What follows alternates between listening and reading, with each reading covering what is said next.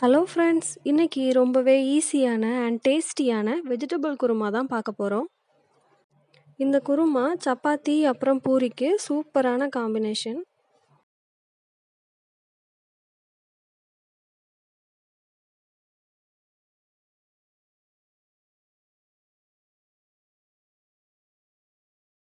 குருமா பண்ணுறதுக்கு ஒரு கடாயில் 2 டேபிள் ஸ்பூன் எண்ணெய் எடுத்துக்கோங்க.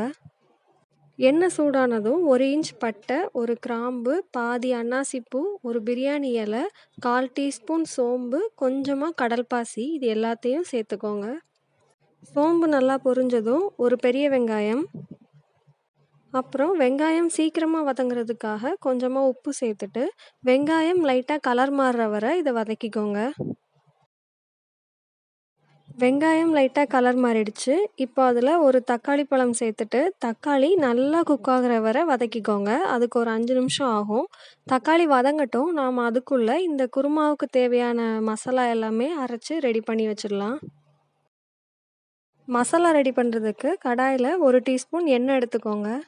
எண்ணெய் சூடானதும் அதில் 4 முந்திரி பருப்பு சேர்த்துட்டு முந்திரி பருப்பு கலர் மாறுற வரை வதக்கிக்கோங்க.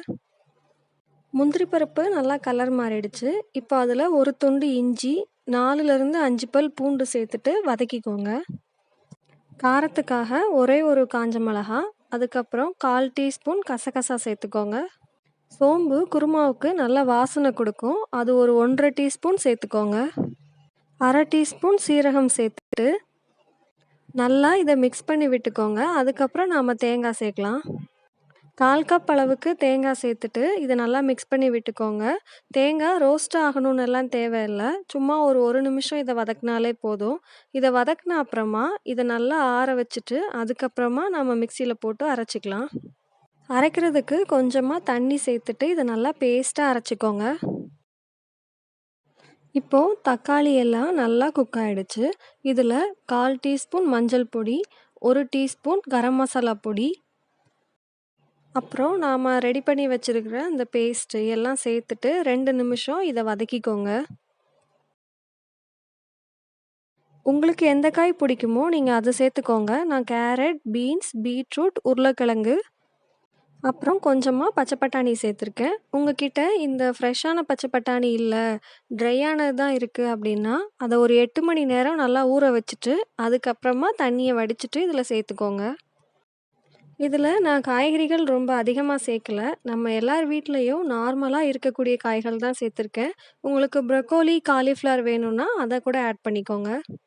காய்கள் சேர்த்த அப்புறம் நல்லா மிக்ஸ் பண்ணிவிட்டு குருமாவுக்கு தேவையான அளவு உப்பு, அப்புறம் காய் வேகிறதுக்கு தண்ணி ஊற்றிக்கோங்க.